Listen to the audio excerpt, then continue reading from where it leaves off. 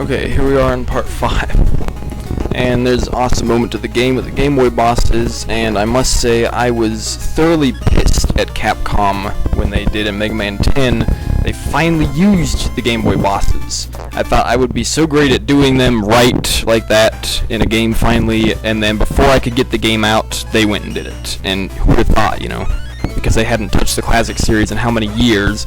So an idea I came up with back in 2006, and they beat me to it, and I was not happy with that.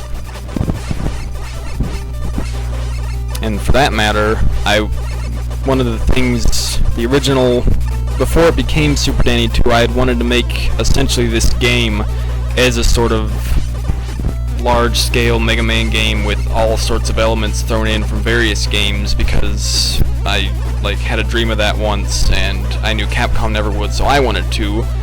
And part of that was Capcom would never touch the NES style again, ever. What were the chances? And then they went and did Mega Man 9 before I could finish this game as well, so they were kind of stepping on my feet there a lot.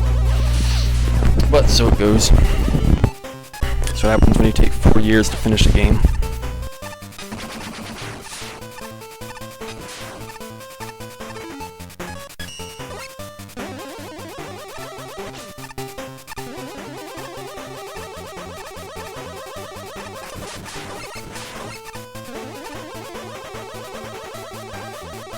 Was it this level that Mega Man 10's graphics sucked for?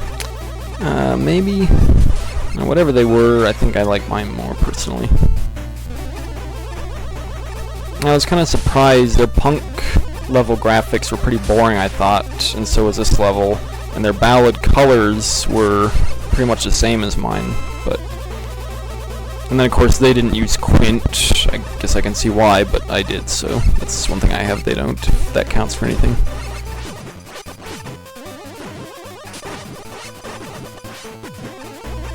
I love this. These guys are so powerful. You just blasted and blasted and blasted, you probably have to run to the wall. And I'm going to do this room the safe route. Get rid of him before I go down there.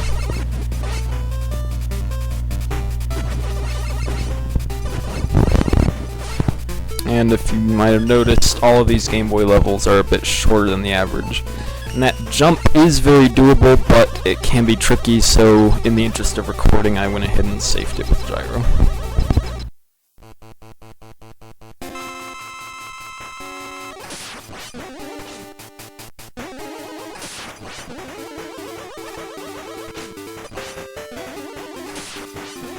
Now usually he's a very, very easy boss, but in this battle he kept jumping and running into me in unpredictable patterns, and yeah, I didn't do very well.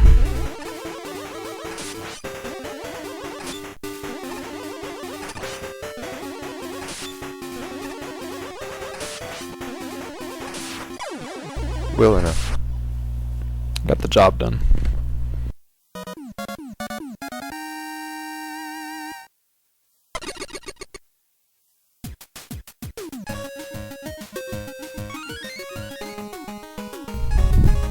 Being boring and going in order here. I think these were unused sprites right there, and I liked making them dance, it looks funny.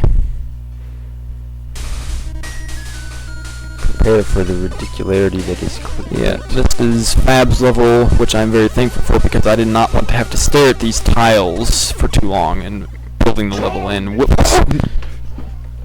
Yeah.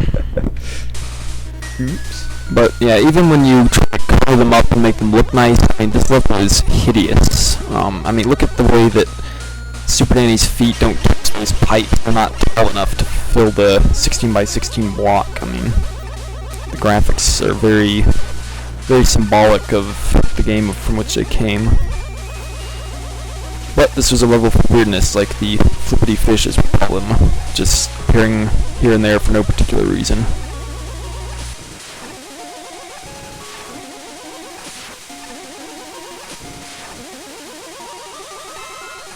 Chance to use the water again.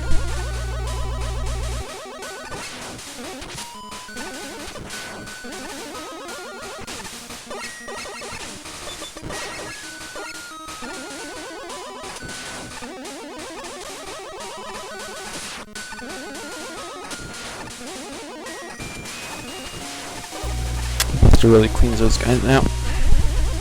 Don't you wish you had that?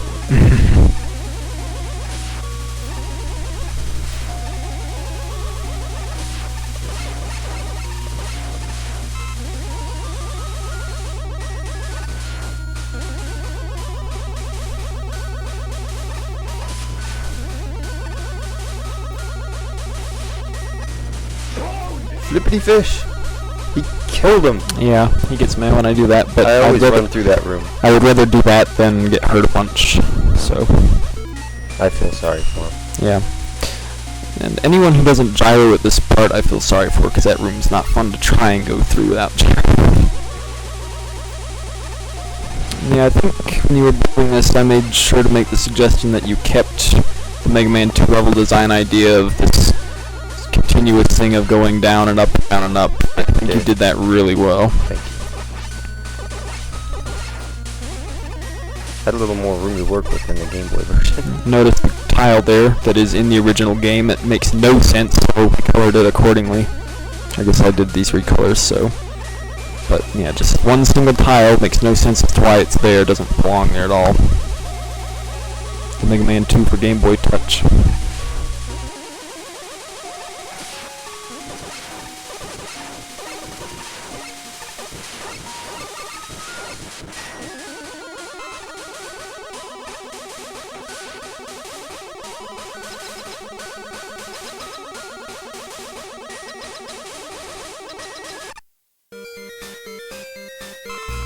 And Quint is basically the most drastically altered boss of that. I tried to keep the original pattern because I didn't. He's incredibly lame in Mega Man 2 for Game Boy, so I made him a lot more interesting.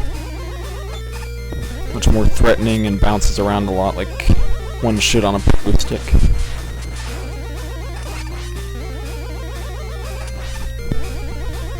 It's terrible. Yeah.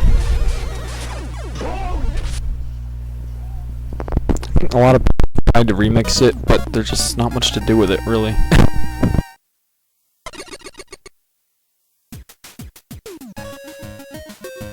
And there's part 5, next 2 Game Boy bosses in the next part.